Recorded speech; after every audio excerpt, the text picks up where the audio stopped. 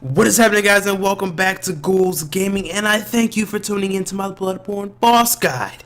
Now, as always, I'm not a professional at this game, so there may be easier ways to fight these bosses, but this is how I did it. I'm going to share that with you, so hopefully you can have an easier time on your journey through this game. But with that said, let's get into this.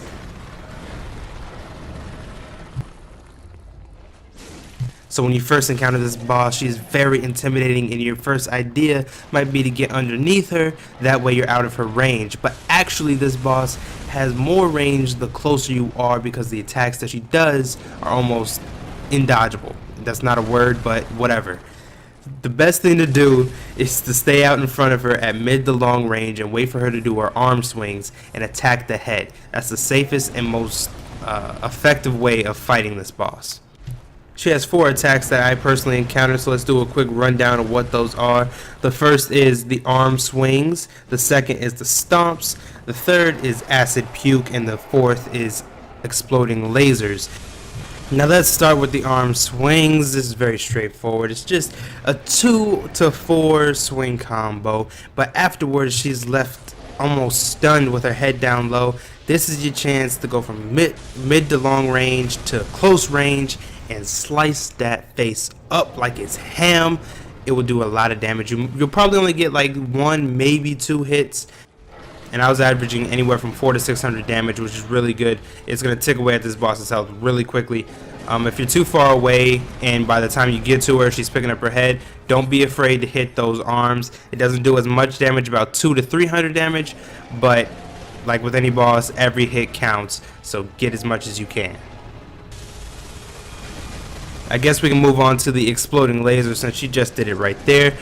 This move, I don't believe I got hit by it, so I don't know how much damage it does, but it's really more shock and awe. It's very easy to dodge. Just whenever she's doing it, stay in motion, and the lasers will just shoot right past you. Even when she's in the second stage and she does rapid fire, probably about 5 to 6 of them, just stay moving and they'll go right to your side.